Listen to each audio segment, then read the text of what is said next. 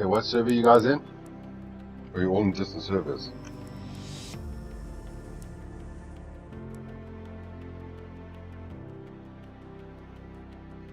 Are you all in the red server?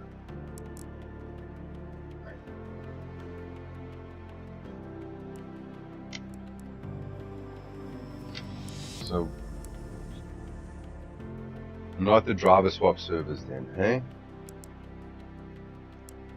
So what? Practice. Someone's in practice. Wait.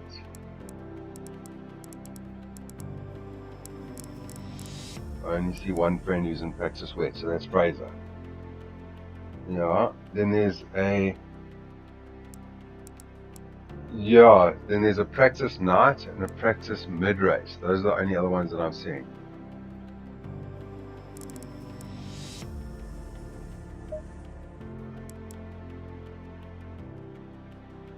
And it's just practice, 10-hour practice. It's not got any other name or.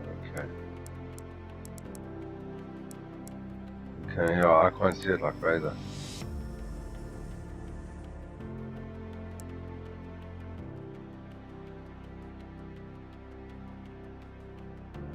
I just found a Race Face Pro Silverstone 10-hour practice, but it shows 0 people in.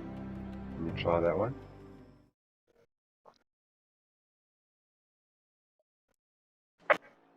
Yeah, I'm in that. To see you guys. Okay, so what sets up the CDA1?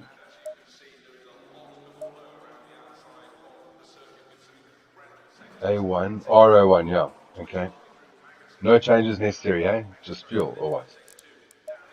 Yeah, fuel.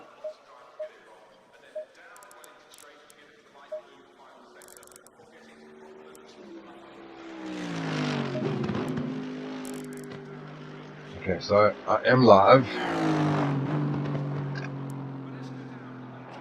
And I'm leaving it, I'm not touching it. If it doesn't have Discord, then tough luck.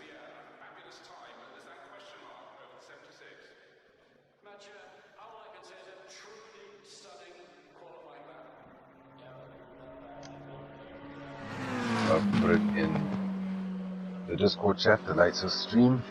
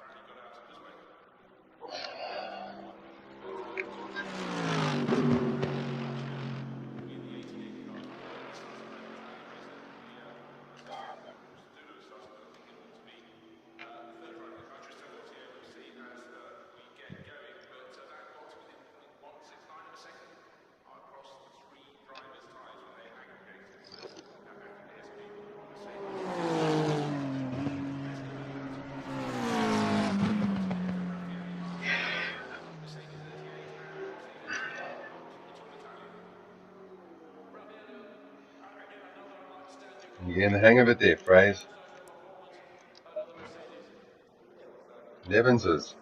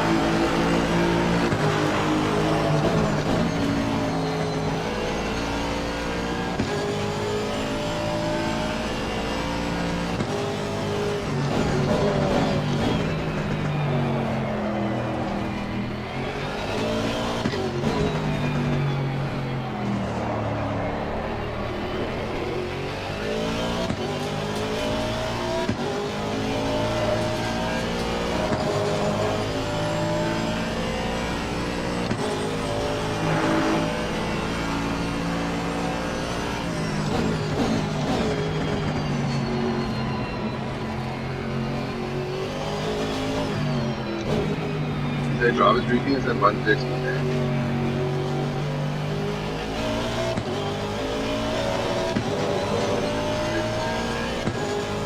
Oh, maybe it was. Yeah, okay, right.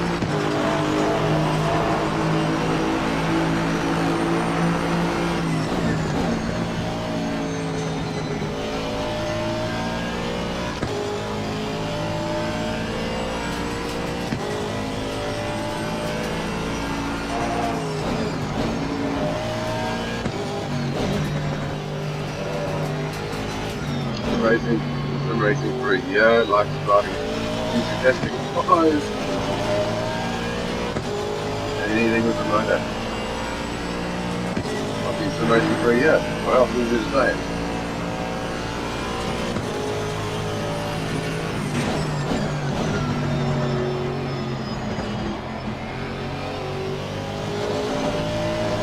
Yeah.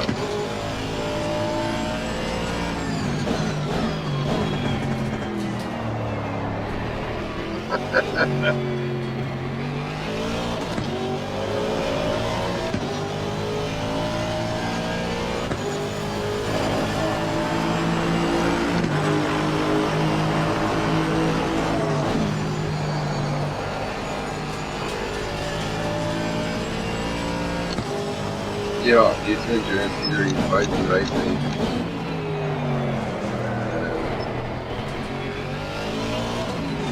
For about a year.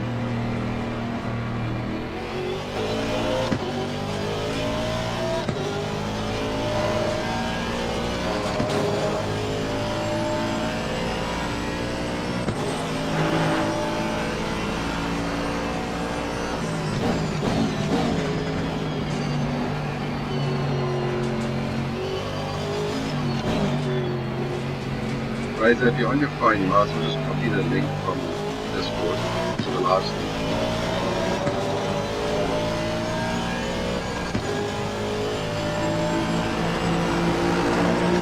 Yellow flag, watch out.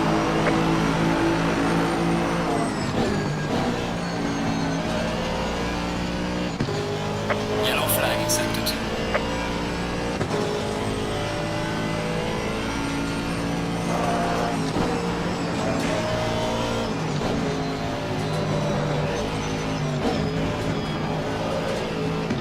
Slow car ahead. Yellow flag, be careful there. Yeah, but anyway, they away the rain. Better. Yellow flag ahead, be careful.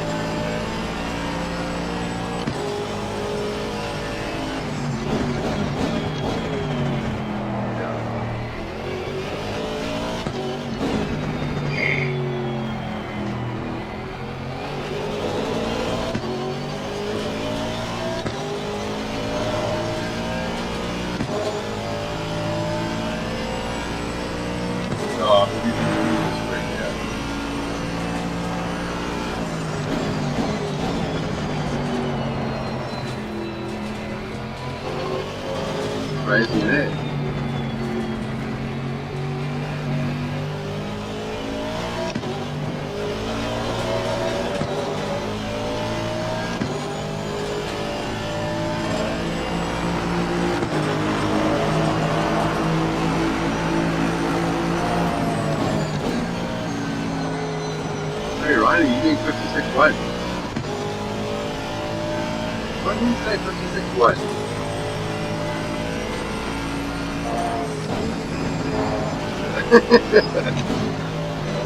Bitch, what are you talking about 56-1? Oh,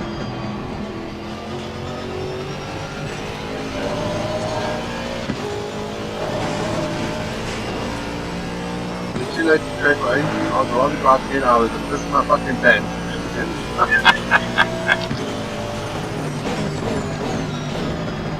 Girl, that's too late.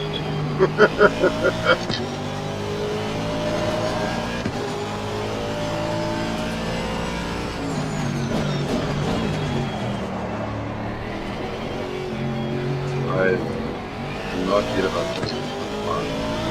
Okay. That's pretty good. Like, get it in the 26.5.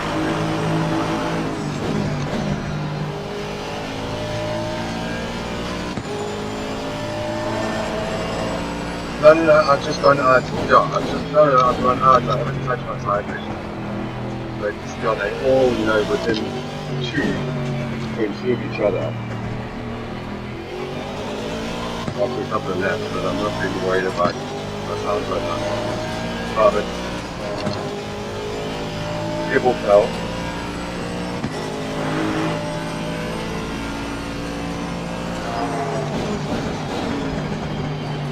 Wow, what did you make up?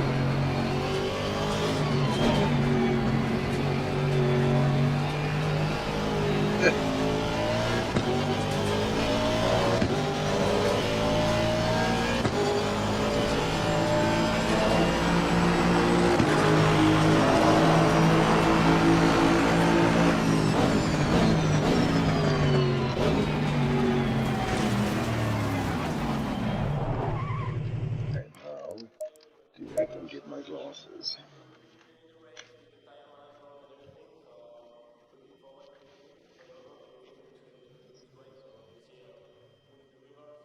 Well, you did say snowy.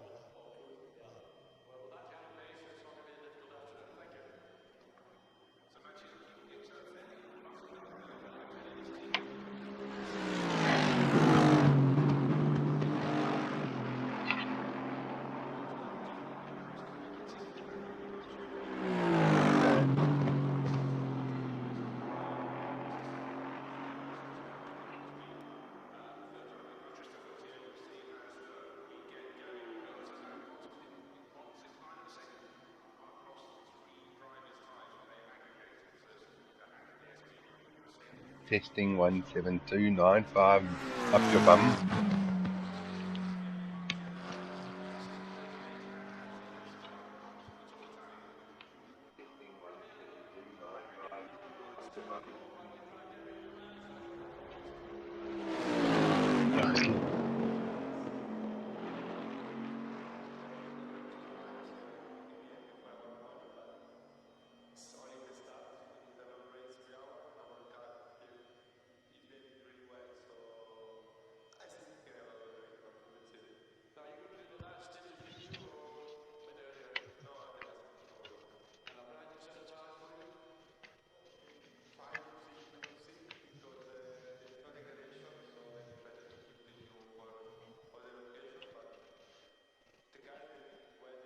Oh.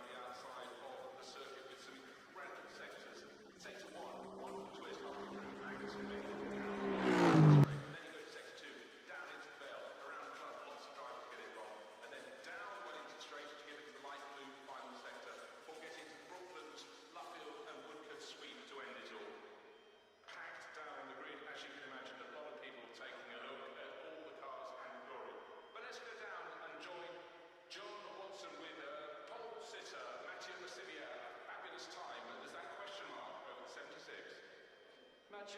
All I can say is a truly stunning qualifying lap. Yeah, good lap, I think. We had a great car this morning. My teammate did also an awesome job. So that put us in pole, so we are really happy and looking forward to a good result in that race. Well, that's another story that'll be sorted out once the race is over. But you've got, unbelievable advantage over most of the field. The 88 Mercedes beside you, though, is going to be a big threat. Yeah, we will see where we will be in the race with the tire management and everything. So looking forward to it. For the moment, everything looks great. So we'll see who is the rivals and how far or how close they are. Well, with that kind of pace, it's not going to be a difficult afternoon. Thank you. So Mathieu keeping it fairly buttoned up there, but I tell you, his teammates were massively impressed with his time when he got out of the car, because apparently he got out and just went, whoa, that was a good one.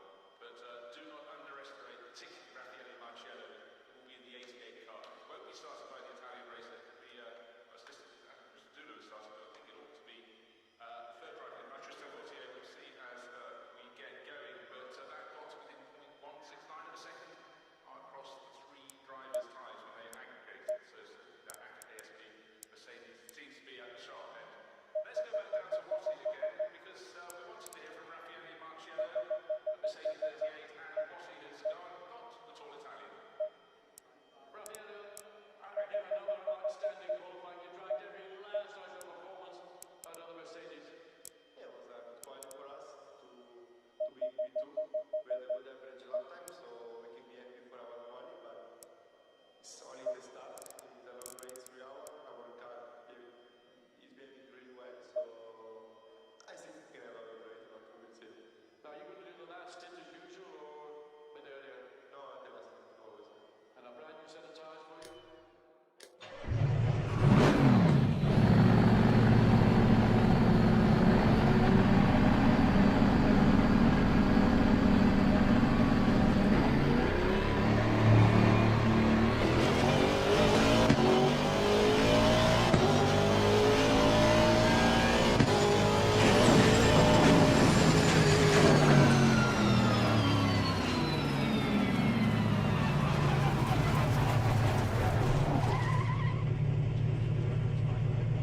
But still, the essence of this place is that it's a circuit built on a perimeter road, World War II fighter station, and as you can see, there is a lot of flow around.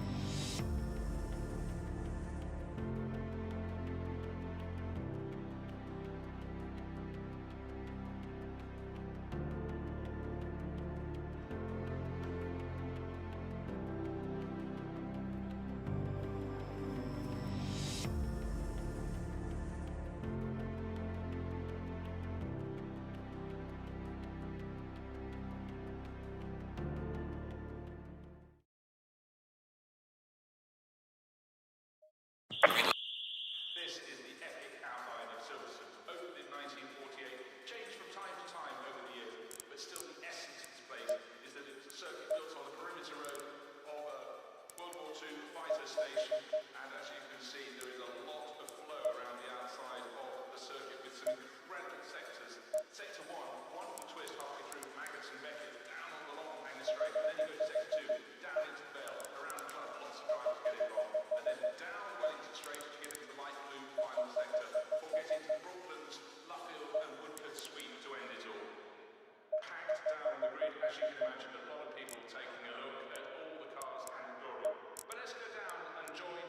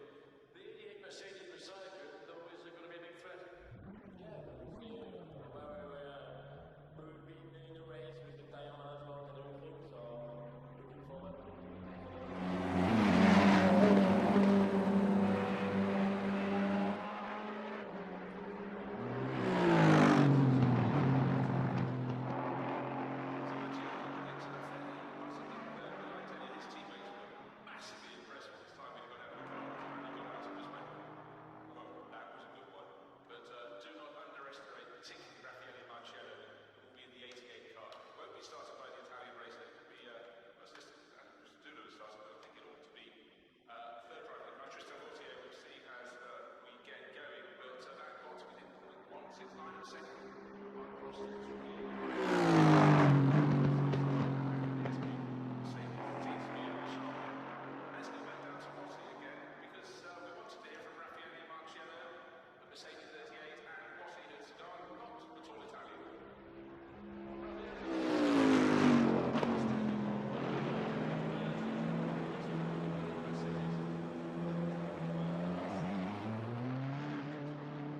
Average lap time, so we can be happy for our quali, but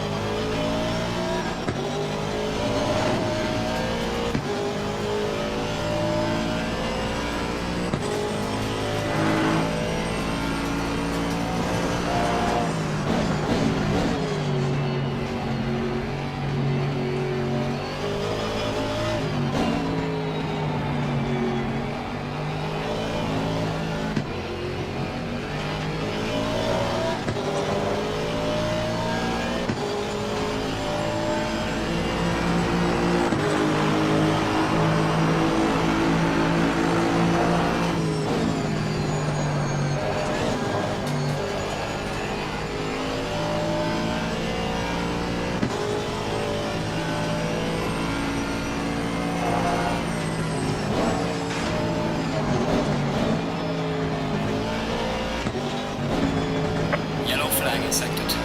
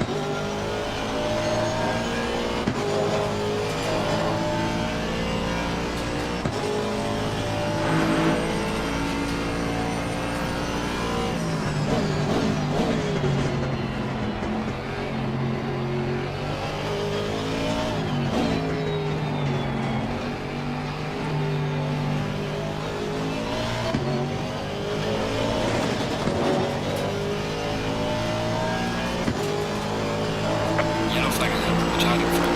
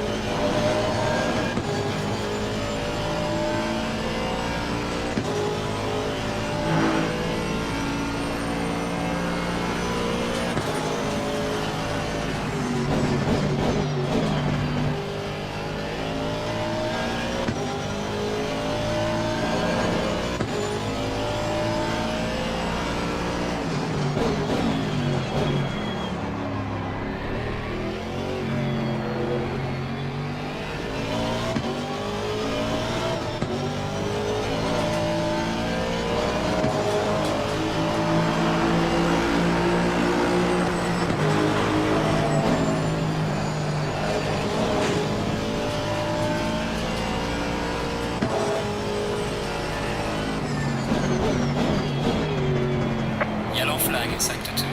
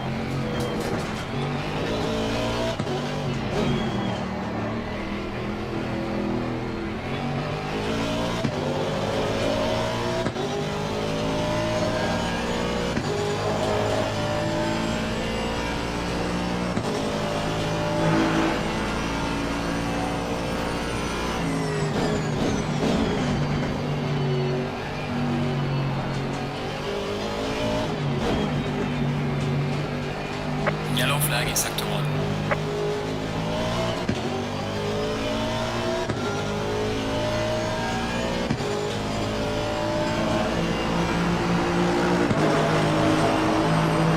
Well done, mate. This has been your personal best.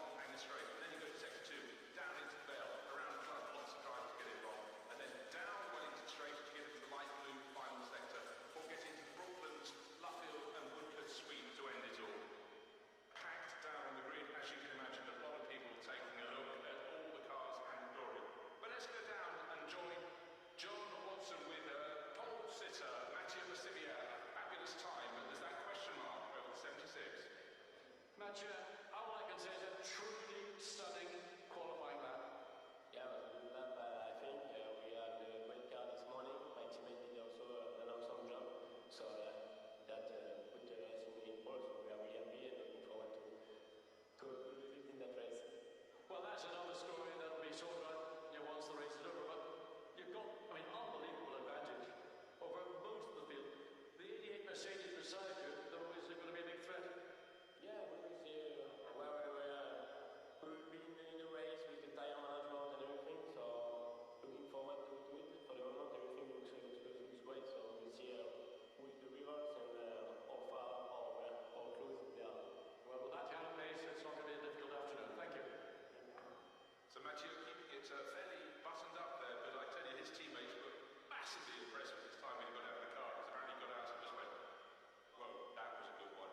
But do not underestimate, particularly Raffaele Marciello, who will be in the 88 car. It won't be started by the Italian race. It could be, I was listening to Mr. Dulu started, but I think it ought to be third driver by Tristan Vautier. We'll see as we get going. But that got to within 0.169 of a second across the three drivers' ties when they aggregated. So that ASP Mercedes seems to be at the sharp end.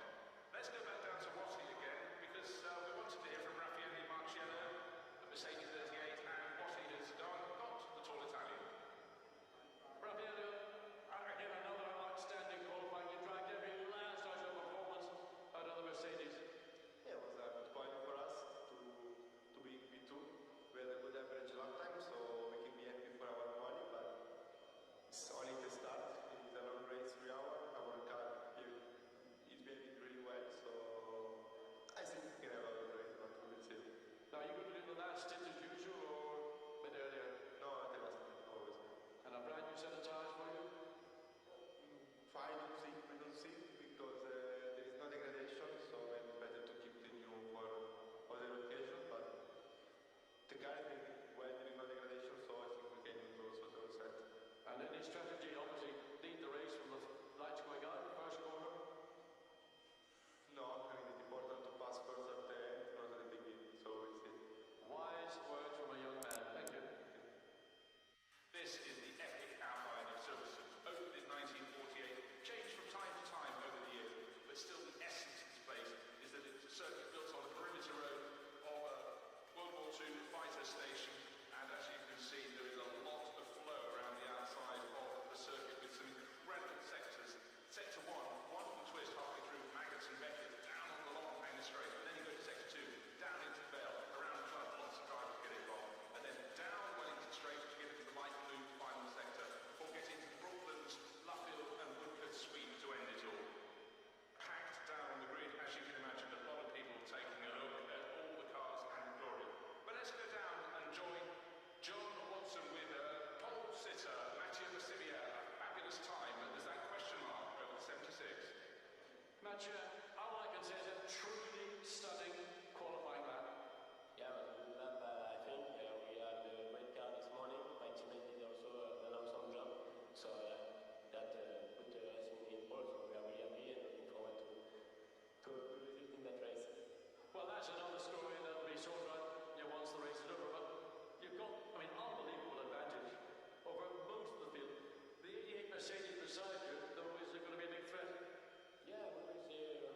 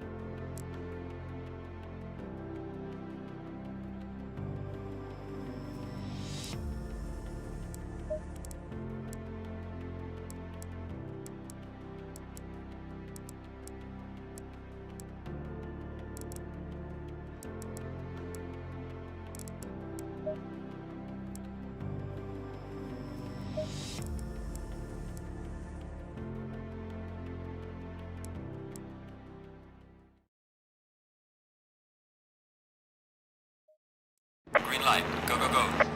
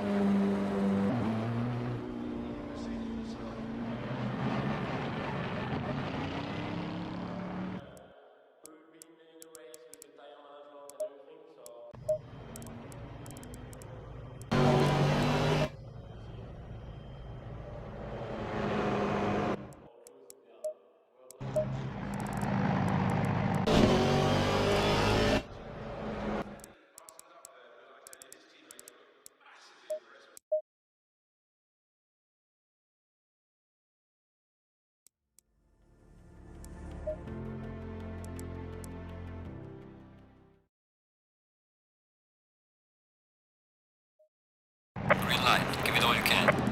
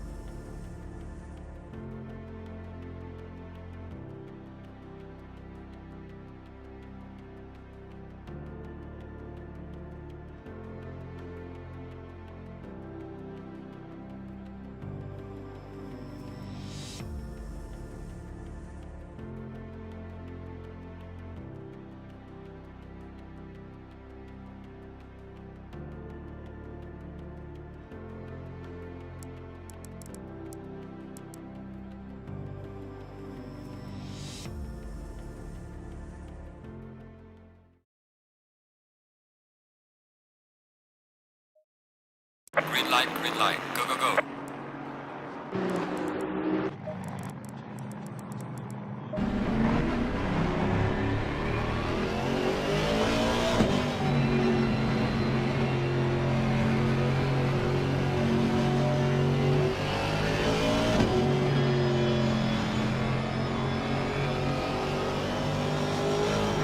but good lap, I think. We have the great car this morning. My teammate did also an awesome job. So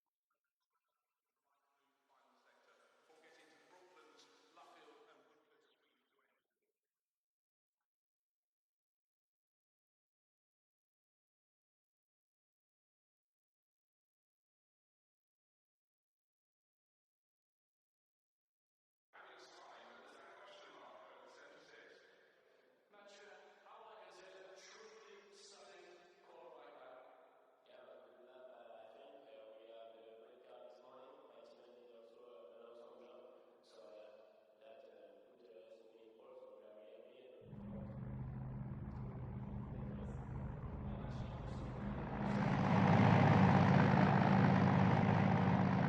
pole, so we are really happy and looking forward to next race. Yeah, because we've been in the race with the tire management and everything, so looking forward to see results and how far or close they are. Well, that's our pace. Let's lock it in and good afternoon. Thank you. So Maciejewski, it's fairly buttoned up there, but I tell you, his teammates were massively impressed with his time when he got out of the car. Apparently he got out and just went, whoa, that was a good one. But do not underestimate, particularly Raffaele Marcello, who will be in the 88 car. He won't be starting by the Italian race. The assistant, Bruno starts, but I think it ought to be third runner. Green light, go, go, go.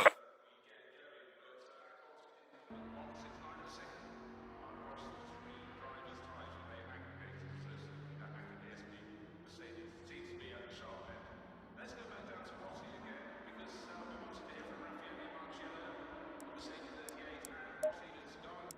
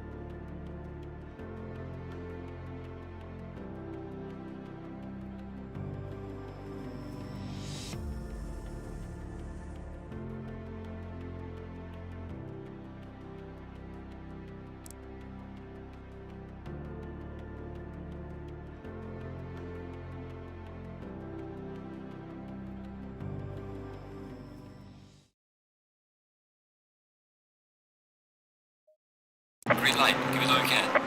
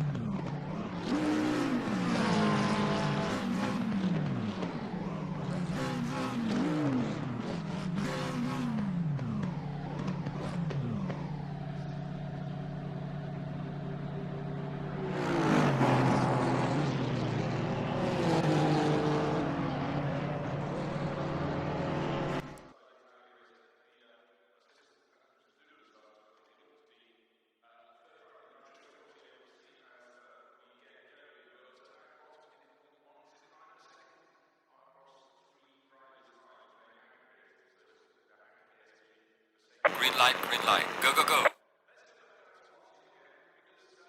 I did. I just hope the tires are right. Go, boy. You got this. Pole position, now we come, boy. Oh, really? Shush. Yeah.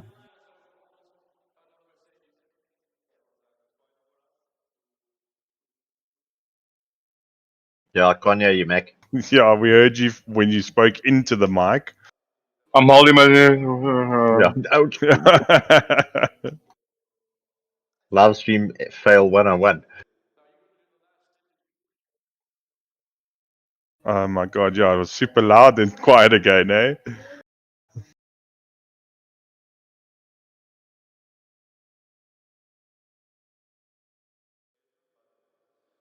The guys they went in no degradation, so I think we can use also the set. And any strategy, obviously, the rating was lights going out first quarter. No, I think it's important to pass first at the end rather than the beginning, so we'll see. Wise words from a young man. Thank you.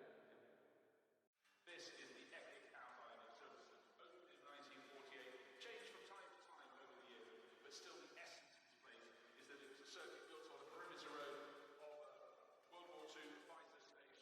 And as you can see, there is a lot of flow around the outside of the circuit with some incredible sectors. Sector 1, wonderful twist halfway through.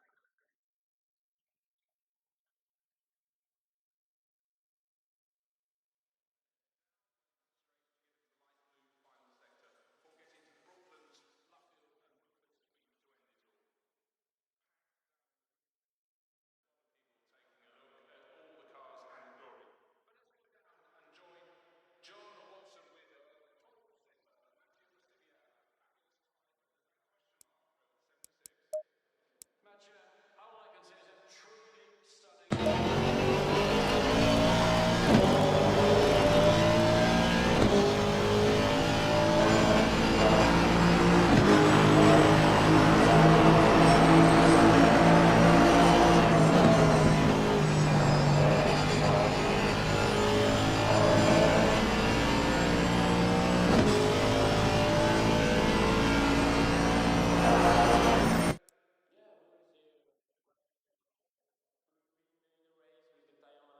B.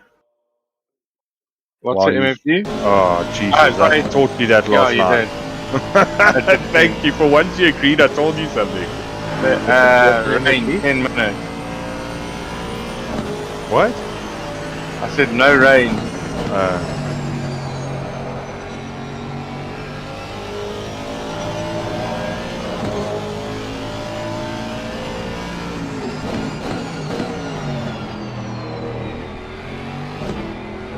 See, Fitzfangi is almost in front of you.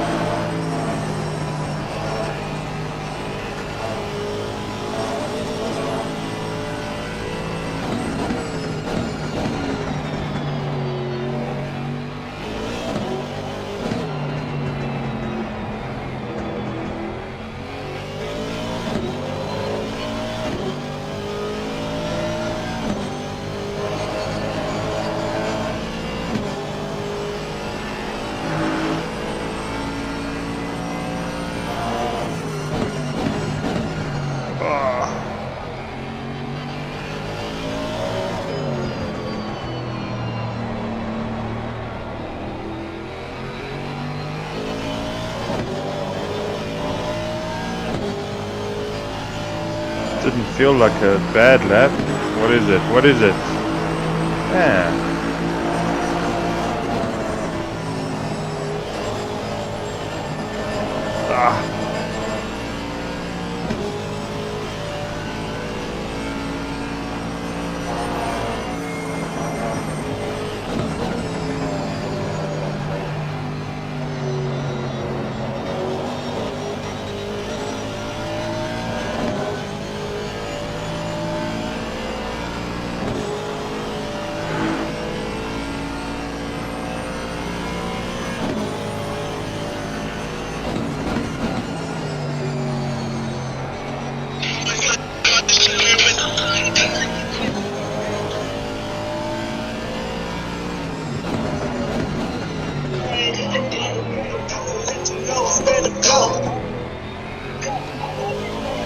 Rapping in the hood. Motherfuckers in the hood. Music rap.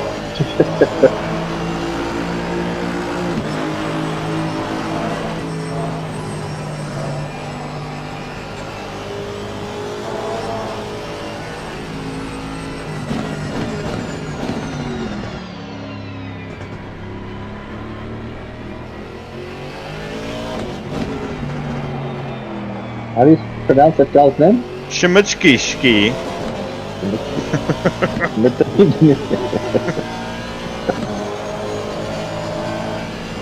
Shementinsky.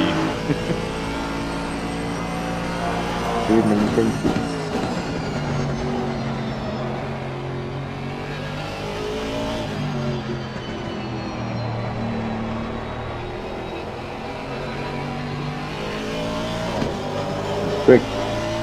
Fucking quick.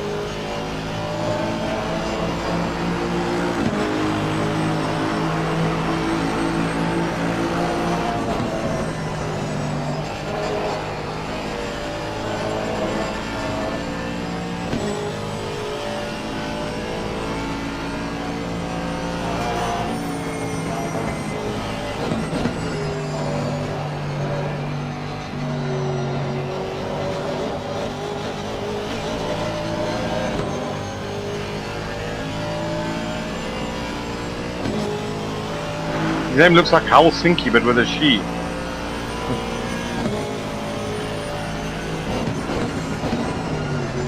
Good.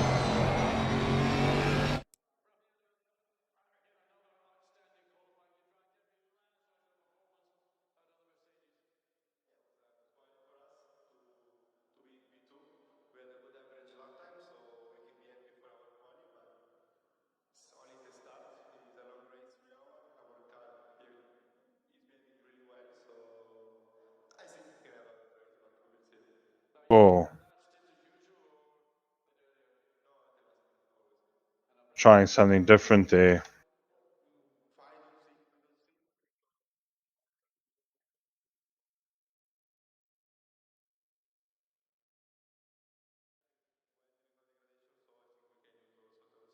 Fuck, Oaks. I don't know how much quicker I'm going to be able to go than that. How much fuel you got left? Still 17 liters.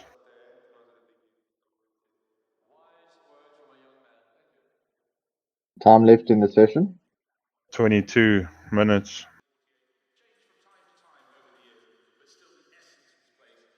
There's a long quali, huh? Yeah, it is.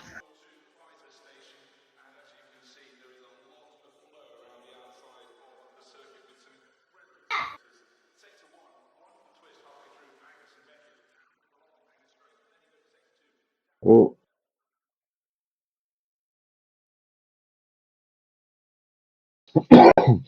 Fuck you. Fuck you, turn one. Grab a smoke, bro. Let the track rubber up a bit. Rubber, rubber ducky. Still have to go down a bit. I mean, the race face stream hasn't even started.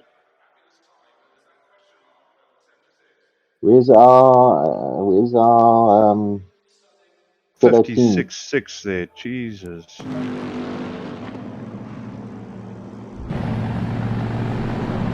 I mean, really?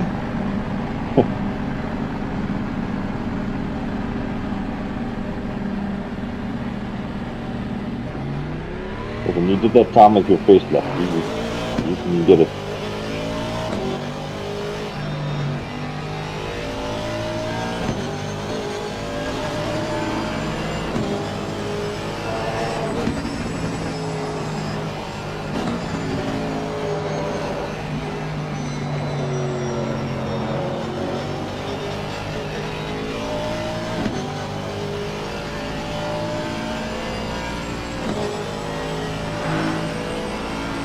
Not my first lap, Bats. I've been driving for 2 hours already today. First of your quali lap.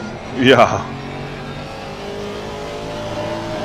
Well, you're in the seat now for pretty much 2 hours, so enjoy it, bro. Bro, I've already been in this thing since like fucking 10 or something.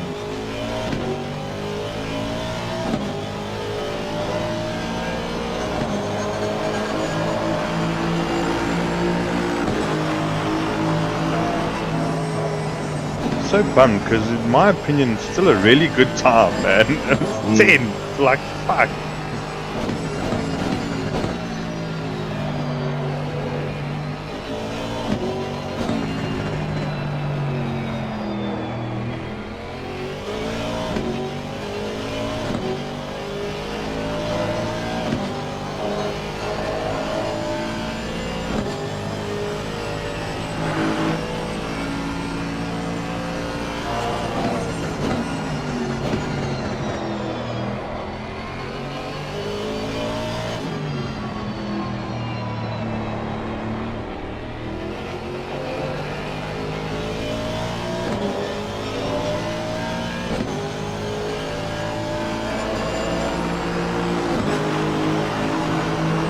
Going for smack, Casino.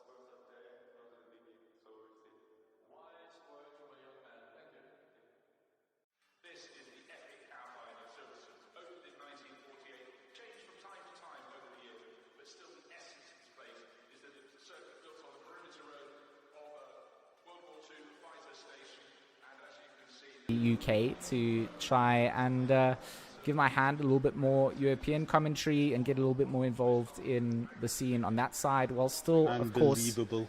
You're going to the muddy island, George. I'm going, and I'm pretty much, it's like one of those things where you just sell your house and you leave everything, you quit your stable job and you go to make some magic happen. So I'm pretty much looking forward to some racing this year, and I'm still looking to support the South African scene. I'll be involved in Race Face and everything.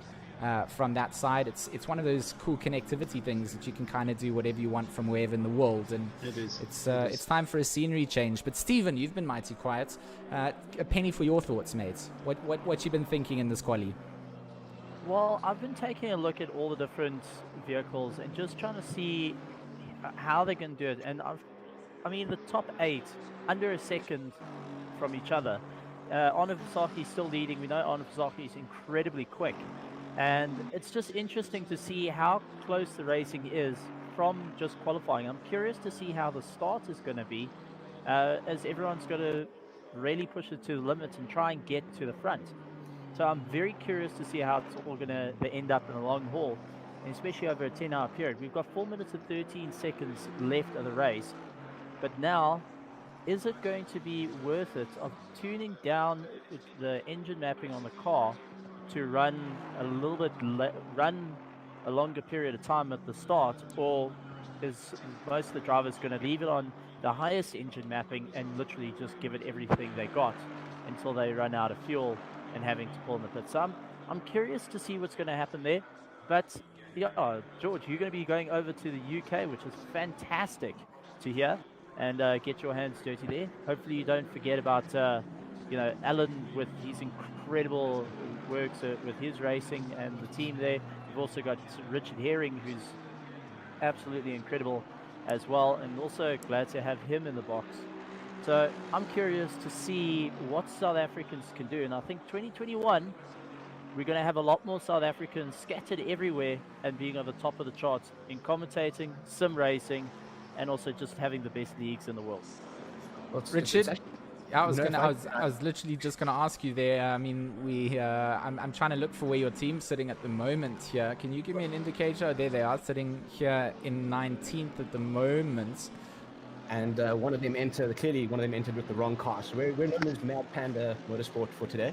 No, but that's actually, I thought that was cool, because I feel like Cornet Strauss knows that I'm quite a fan of this standard livery. I think this is one of the coolest looking ones out there. And since there's no custom liveries allowed, we'll just have to know the Black Ribbon Simulations EKZ team as the Mad Pandas. But that's it. But gents, if I could, actually, I want to kind of bring up a point we discussed on a little bit earlier. We spoke about, the teams and number of teams and fatigue and, how the guys are going to be getting ready for it. I found a solo entry. Sitting in 33rd position, Gary Richardson, car 57. Penny, for your thoughts on what he's thinking in these last couple of minutes of qualifying. He's got 10 hours on his own ahead of him. That is simply madness. I mean, my hat gets topped off to him to say, that's a very brave thing to try and do. But solo 10 hours, I think that's not that's outside of my scope and capabilities. Sorry, George. I asked just now, who's that? I didn't hear the name. Gary Richardson. Oh, is he doing it solo? Indeed, in a Lamborghini. Oh. Wicked. Okay, so we got at least somebody that's running a 10-hour solo. Let's keep an eye on him throughout the day and see how he goes. Lucky fish. I mean that is also the lone Lamborghini on the grid. I mean, I haven't seen any other Lambos. No, there's one.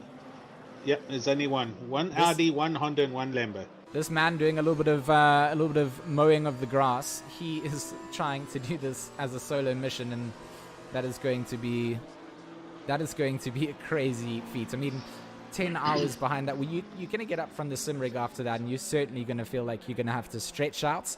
And, I don't envy him.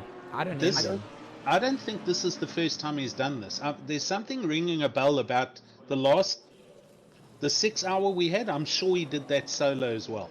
Yes, no, he was racing with me, and he was solo. Unfortunately, his drive wasn't as fantastic as he thought it would be. Okay. But he was racing solo in the 6 hour with me. That's right. I do remember that. So this man is used to doing long distance affairs all on his own. pretty much. No, that's Well, it's that's simply madness. I mean, this GeForce Retro top down to third place here by the Grifax. We always say Grifax, but it's actually Grip Hacks, right? So people don't realize grip hacks in this. I always say it wrong, but yeah, even Sherman Tinsky, our European entry coming through here and getting himself up into the front end of the grid. We've only got pretty much qualifying is ending out for most of these drivers here, all sitting in the pits. There's a couple of guys and cars that are out and may be able to better their lap times here. One of them being Richard Strauss in at that number 10. He is currently in 13th place. He's going to be able to finish out this lap, but I don't think there's too much change coming out in that top 10. Look at that, all of them sitting in the pits, and I think this is going to be the decided start for the race for the top 10. I think you might be on it. There's no one really running anything faster other than Richard Strauss, and it looks like he's lost a little bit of time as well on his laps. He's back up on it. I think it's going to be very, very interesting to see what these guys can do, especially over 10 hours. And it's all about just getting it to the end. Survivability at this point. You can start at first place in quali, but as we've seen with the 6 hour, you could start in first, but sometimes you end up last. I don't want that to be the case. I mean, I have to just make that full disclosure, because if the car starting in first ends up in last, my White Rabbit gaming car is gonna be disappointingly last. So everybody who has watched me before knows that I am the team principal for the team. So very proud that our car is sitting up at the front of the order at the end of quali here. But what a monumental top 10 it is as we get ourselves over to the starting grid. 3 minutes are the timing sheets indication to the time that the drivers have to set things up. And Alan, can I just ask you in the background here, if you're, I'm picking up a lot of your typing, so I know that you're probably, what you're doing is probably team managing your team. And I'm picking up a lot of typing on my side, so okay. I just need to ask if you can see if that can be fixed. Okay. In other words, stop typing. That can be fixed. Stop typing. I mean, you can still give your team some team orders. I mean, just point Ernest Hemingway, basically. It's all good. I can hear you shouting at them. That's how you attack. You're like, listen, you guys need to get us. I want you within the top 5 at least. P6 is not okay for PWSR. P6 is not okay for PWSR. No, you're so rubbish. It's just no. Actually, I was just chatting with our big boss, Bertus. So he'll message everyone just now. So no, it's all good. I'm not making any calls on the team. They're big boys. They can look after themselves. It's a constant reinforcement of where they are. They've got to just keep their noses clean. Don't get involved in other people's dramas. It's that kind of stuff, and just keeping their head focused on the task at hand. Leslie is the opening driver, and things do affect him more than the other guys. So you've just got to keep him at ease, and then he's good to go. 6th place, a good start for them. So they should get away nice and cleanly, and let's see how it goes from there. Well, I have to also point out for how monumental this race is. We've also got live stewards, which are actual drivers that race in the series, being stewards for it. So they are keeping a very close eye, and you can be sure that they know all the moves in the books that every single one of these drivers can do, and know how to find who is at fault. So we've got live stewarding as well to ensure that the event goes well. So I'm really excited. 10 hours and it's about to start, guys. I mean, this is great. The excitement is building. I don't know about you. I got goosebumps and chills. And coming back from the 6 hour, when you're sitting on the grid and it's go time. Yeah. You just line yourself up. You're like, all right, let's do this. It's a long race. Let's get it to the end. You can be sure every single one of these drivers are still saying good luck right the way through until that green lights show up and the race is on. I'm excited. This is going to be incredible. I'm excited. George, are you excited? Here we go. I get excited every time I see GT3 cars on a grid. 37 of them. That gets me ultra excited, and knowing that we've got 10 hours of racing here for the Speed Labs 10 hour of Silverstone. That is going to be incredible. A formation lap leads us away, and this is where the nerves build up for everyone, mostly us as commentators, but as drivers. I mean, coming into turn one, knowing that this many cars are on the grid, it's terrifying, and only if you've been in this position would you know what it feels like. But it is what it is, and it is going to be the start of your race, and this is how you have to make sure that you get yourself away cleanly. And for this formation lap, you're going to try and get as much warmth and grip into those tires, and then we do have that rolling start to kick us off to then, 10 hours of racing. It's going to be incredible. I love the fact that we've got some big names, some big teams. We've also got some teams that have entered in here. It's one split. Normally we'd run a pro and an AM split. This is a single split event. So the entire idea is that the grid does have a mixture of driver skill sets. So at the end of the day, you got to navigate the field. If you are a cricket driver, you're going to catch up with the field a lot of the time, the back markers, and getting through that's important. Being able to be a back marker and give way, without impeding on the leader's race, that's a skill set in itself. So this is going to measure everybody's ability all around, from experienced sim racers down to guys that have only entered into a couple of events and are starting to want to get more serious about it. Definitely. And as you look towards the back order of the grid and the amount of cars just doing their tire warm weave, you've also got to think towards the back of the grid. What a lot of the guys are thinking is, Mr. Smith's team up here at the front, he's got a whole different set of priorities as the guy in 13th and then the guy in 23rd, and on and on and on. So you can only imagine, like, if you could tap into what these guys are thinking, just the sheer white noise of varying thoughts that are going on right now, the team chatter, all that kind of, how many guys have nearly spun it, all that kind of stuff. These are some of the most exciting parts of these, ACC endurance races, just because of this build-up. It's halfway through the track, okay, tires are warm yet, kind of thing. So I truly would love to hear what some of these guys are thinking. I'd love to be a fly on the wall in their team comms. Yeah, agree. I've got to agree with you there. One thing I must just raise here, which I was looking through the grid again just to try and see, the names of the teams, etc. So we've got the likes of Bruno Cadili up there. We've got Daniel Rowe, Lionel Clue, Leslie Oliphant. But have a look where the McCulls are, down in 16th place. That's not as good as I think they expected they would be. So they're going to have a little bit of a hard time coming up from the middle of the field, I think. Well, that's definitely not where you'd expect to see the McCalls sitting down, and the ATK guys certainly going to be looking to make up positions as quick as they can. 10 hours of racing, plenty of time for anything to happen. But, you don't keep people in check. It can quickly slip away from you. That's what you got to remember. Like we always say, it's a long race, anything can happen. If the leaders slip away from you, it can quickly become a very slippery slope. So everybody up at the front, they're going to be all trying to keep each other honest.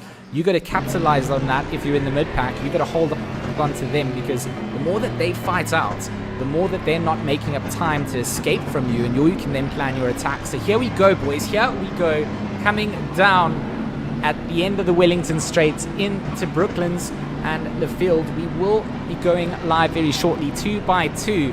As far as the eye can see, the GT3 cars line themselves up. Of course, just a quick shout out to all of our sponsors: Raceface, Speed Labs, RCI, of course, Resource Complete, PWSR, and Black Ribbon Simulations, all in partnership with us, and looking forward to a good year of sim racing with everybody. So here we go, Silverstone about to go live. Even Sherman Tinsky up on the front row against Bruno Cadili.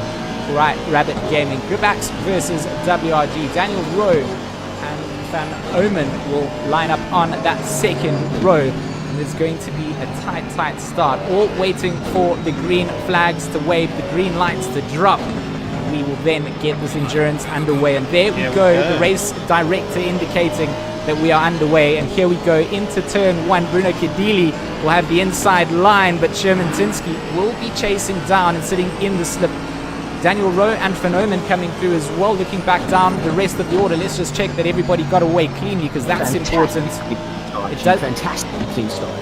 It did look amazing to see at the start. The mid-pack getting through as well. Timing sheets will be updating themselves, and we'll be able to see just where everybody shuffles as they make their way out onto the hanger straight for the first time. Down towards Stowe, you can see up towards the front, there are battles engaging already. The mid-pack going absolutely wild. Lionel Blue here from BWR Vipers. He was starting up in towards the top 10. He still seems to be in the top 10, sitting in 8th place here now. What a great start, Alan. Yeah, definitely. He look, the majority of the front rows, the first 8 cars have all gone round right. Lionel Clues dropped back 2 positions, so Leslie Oliphant's gone up into 5th and everyone else with him. But further back, as they went through Chapel and onto the hanger straight, there was a whole lot of drama. There is a huge gap further back, just behind about 10th, 11th place. Guys are still obviously trying to take unnecessary chances on the opening lap to try and gain positions, but you know, it's 10 hours, gents. You've got to try and at least get around a couple of laps without hurting the car, damaging aerodynamics, etc., and then take it from there. If I may as well, we've got a little bit more drama coming through Village in the loops. The guys getting a little bit too close. It looks like there's a little bit more argy-bargy. I wasn't 100% sure who was involved, but the McLaren definitely came very short in the engagement. So race control potentially going to want to have a look at some of the late order runners of this first lap. This is the whole trick of it. You actually have to start getting to rhythm. Your mind is telling you push, go as fast as you can, get ahead. You haven't got much time, but it's 10 hours. You've got to take your time. You can breathe in and out. It's all about keeping calm and keeping that rhythm going. The start of the race is always very difficult to get that going. As we take a look at Philip Minner, who is having a great time at this point, pushing to try and get to straighter, loses out a little bit of time. You can see the Mercedes trying everything he can, a little bit of understeer, and he has to come off the throttle just to get it back into check. So we also see what the cars can do through some of the tighter sections, and we'll see how it all turns out. Yeah, it looks like Bart's going to even have a little look-see here on the inside there of Minard. Is he going to get through? He's not going to be able to get the cutback. Oh, he does get the cutback. A nice drive coming down into the chicane, but that Mercedes is going to park himself on the inside and be able to just hold off there. But Bartel putting a lot of pressure here onto that Mercedes. Minard feeling the pressure here, and this McLaren sitting nicely in the slipstream as well as they come down towards the right-hander. Bartel just looking to put the pressure on. He ducks and dives left and right as he tries to just throw off Minard, but Minard focused, gets himself ahead by a couple of car lengths before the braking zone. So a nice little battle here for P10 brewing down. But across the field, I mean, Morgan McCall, he's also under pressure. He's got Francis Vogel over the back end. Look at that, all the pressure coming down. And I think that's actually Ryan Otten's having a little nose look into the inside of Morgan McCall, and it is indeed. So that was the Kai K Racing Works number 2, 807 Aston Martin that was trying to put some pressure onto Morgan McCall there. So, G, if I could quickly, we've got a confirmation from Race Control. They're very busy at the moment. There's a number of incidents to review, so we're going to hear back from them in the next couple of minutes. Okay, awesome. If you just give me a car number that was involved, I can literally give you a replay of that incident. So I just need car numbers. I will try to find it for you, but I saw later on displays. All I know is it's one of the very many McLarens we have. So yeah. I think I'm going to be very helpful on that front right now. Matt Densham, car number 42, he had a huge moment earlier on somewhere. I can't tell you where, but I did see. Let me see if I can pull a replay here of the number 42 car. All good. Let's see if this was where he had a moment. There's a 333 and a number 42 that had an incident, so this might be one of the incidents that came down. Yeah, it's that was just a little nudge on the wide side, so that wasn't quite the incident that was at play. But up towards the front of the order, I mean, Bruno has had a phenomenal start. This is exactly what he needed for the WRG 666. Sherman Tinsky, he's got his hands full. He's got Rowe and Phenomen all over the back end. One small mistake from him in that Gripax Engineering Bentley, and that's going to send him into danger of losing that position. You can just see how tight that field is behind him. Daniel Rowe doing everything that he can to not let second place away from him here. I mean, Richard, this is very important, right? Making sure that the front of the order does not slip away. Bruno is going to be loving this, but for third, fourth, fifth, and sixth, this is exactly what they need. That's exactly what they need. They've got to They've got to save as much fuel as they can for each other and save the tires when it comes out. This is just such valuable time. To early train is just exactly what they want. Every minute they want is just valuable. So I can only imagine there's a lot of wanted to get in front, and all racing drivers want to be in front. But I think there's a large portion of the team kind of saying, right, you're in a good spot, stick at it, just keep where you are, basically. So, like you said, these first 4 cars, they're also starting to put a little bit of a gap between the times. Not much, scheme of things, but they're also going to want to try to get away from as many people as possible. The longer the train is, the more everyone benefits. And these first top 4 cars are really good. Yeah, just to add to that, if you actually look, the top 9 cars are 3 manufacturers. It's McLaren, Bentley, and Aston. That's what's going on up at the front of the grid. So, the McLaren's looking after its own with Bruno Cadilia doing really well, but there is a dice at the back row looking on the outside of the Sherman-Tinsky Bentley, and he is all over the back of him now. And right behind him, Van Homen in the Aston also look. Here we go. This is getting very close now, George. Absolutely very close. Daniel Rowe in a little bit of a sandwich here. Van Homen putting pressure on from behind him. Sherman-Tinsky is literally parking the bus. Daniel Rowe on the flashes because he feels like there was a way past before, but all the pressure all on that. Aston Martin is looking to poach this position away from Rowe. Rowe doing all the hard work here to keep Sherman-Tinsky in sight, and it's just going to be the advantage going that way of the Aston Martin. But look at Leslie Oliphant. He's also getting involved in this. He's going to get on the back end of the likes of William Van Amen, the number 38, under a lot of pressure here. So his own battle with Daniel Rowe in front of him then gets put on hold slightly as he has to go defensive against Leslie Oliphant. Down the Wellington straight they go again. A couple of car lengths separate. They're not what we saw at the start of this lap. But this is the dice for second, third, fourth, fifth, sixth, and seventh, all in the same camera shot. The top 10 all keeping themselves all, relatively in touch with reality. Bruno, loving this though. Look at the advantage that he's able to pull with that.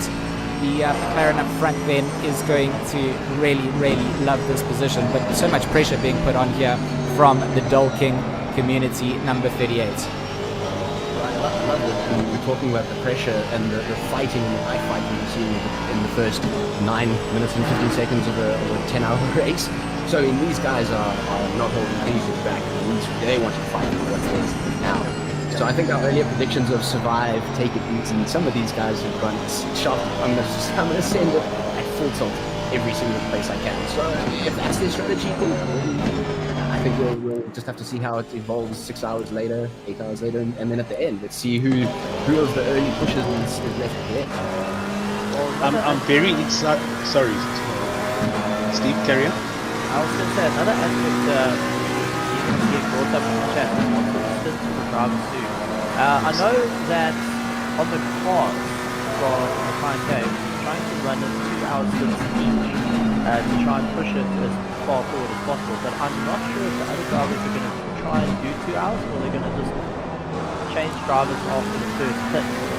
So that's also another curious one to see going forward, is how they're going to do the driver's splits. Are they going to change rapidly, or are they going to try and keep the same driver in for longer to try and keep the same rhythm instead of being jumping in and out of the car? That's another aspect to take a look at. Yeah, good point. I think each team obviously has a percentage weight to the more powerful drivers and a percentage weighted to the not as powerful or not as experienced drivers. So they're all going to have their own kind of formulas that they've worked out. Some might do 2-hour stints and the other guy might only do 1 hour. As far as I know from the rule book, there isn't a minimum drive time, or is it? No, there isn't, because we've got teams doing, there's one guy in it. So there's it's a maximum, and it's staggered based on how many teammates you have. If you're Mr. Gary Richardson on your own, you've got nothing to worry about on that front. And if you're any of the other teams, it's now actually broken down.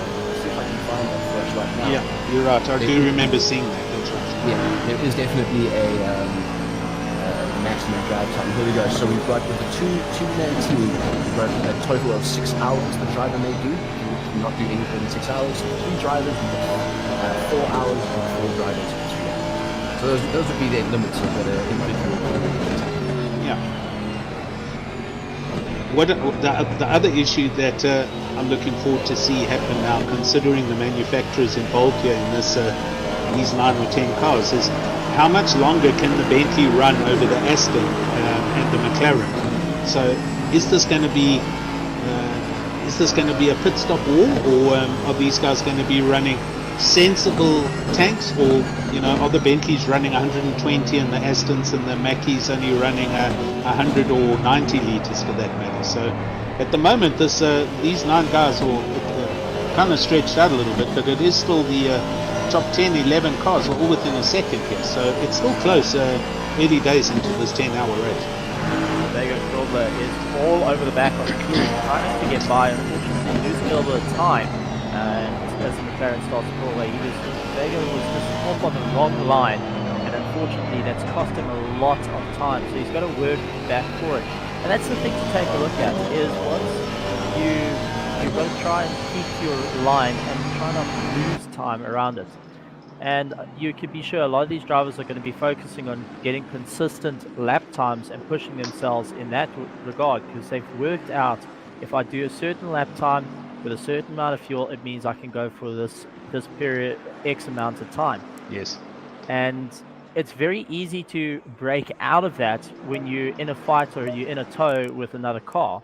That will actually start hammering the fuel a little bit more. So it's something to keep an eye out, as the guys have to try and also think long term instead of short term. But let's be honest, we're all race drivers here. Red mist comes down, visor comes down, and away we go at the point. Yeah. Brent Forbes putting some nice pressure here in 25th onto that 24th position of Van Skulpfake, that Ferrari chasing down Berger for 23rd. So even in the mid-pack here, as we go into the opening phase of the race, some drivers trying to find themselves some advantages over some of the cars, but you can see there's not very much in it between the cars, and that gap between them, whether it be 3 to 4 tenths. Densham putting a lot of pressure on here. Sim Syndicate, as he's better known online, putting a lot of pressure here. He needs to make up positions, as you mentioned earlier on, Alan. He had a bit of an incident that put him down, and now he needs to fight back through the order. And it looks like he's getting the work done, making use of the hanger straight before coming down into the right-hander of Stowe. And that's always a nice place to get something done, not putting too much pressure, not too much risk on either one of you. You always want to take as limited risk overtakes during these kind of events as possible. The higher the risk of 2 cars colliding, 2 races ending, and to finish first, you first have to finish. I always say it in my endurance races, and I feel like we just have to say it all the time. George, if I may, I think I do have some bad news on that front. I think we've had our first of major technical difficulties, as it were, with one of the cars. One of the LNR spec cars, the console drivers who have all made their way over to the PC, looks like they've suffered a disconnection. They're going to need to make their way back up. But they were sitting in, I believe, 13th. That's going to really hurt. Can we just talk about the Gripax Engineering number 81 sitting down in 35th place? So that is quite monumental. The fact there's that bad pings going on there. Yeah, very bad, crabbing and all over the place. So yeah, so maybe they're having a bit of an issue with the international connection coming through, which is a bit sad because really good to have them here. I mean, I mentioned it to you guys off stream, but I was very privileged to be able to do the G2 Esports commentary for their series, and Sherman Tinsky was one of the drivers that was featured up there. In fact, one of your drivers actually qualified for that event, but wasn't able to do it because he wasn't from Europe. Leslie Oliphant qualified for that. Yeah, so it would have been nice to have a South African representative, but unfortunately not. Look at the front of this. It's changed things up because we somehow have Sherman Tinsky up in second place as well. So yeah, the timing system's updated again, so he's back up there. But the car's still, his ping is terrible. He's got a red mark on my screen. So his ping rate is flatlining all the time at the moment. Race control might have to have a look into this. Might not be able to have a car like that out on the circuit, especially if I mean, the fact that it's also interfering with timing sheets. That is, look at him dropping down the order now. It just shows him dropping down to 7th. So yeah, there's something not right there, that's for sure. Something not quite right. We're going to have race control, have a look into that. Just a big shout out to all of our viewers. I mean, we're up to 70 or so live viewers on the stream. You guys are phenomenal. Thanks for joining us here for the Speed Labs 10 hour of Silverstone. My first introduction really back into sim racing for 2021.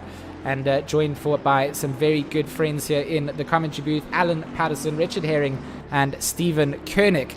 This event brought to you by Rescourse Complete, Patterson Works Sim Racing, and Black Ribbon Simulations, and of course in partnership with RCI, our international counterparts, who I do a lot of commentary with, and Speed Labs partners with them to do some discount codes. If you guys want to check out Speed Labs, you can book sessions, get trained up by the likes of Bruno Cadilli and Jordan Sherritt.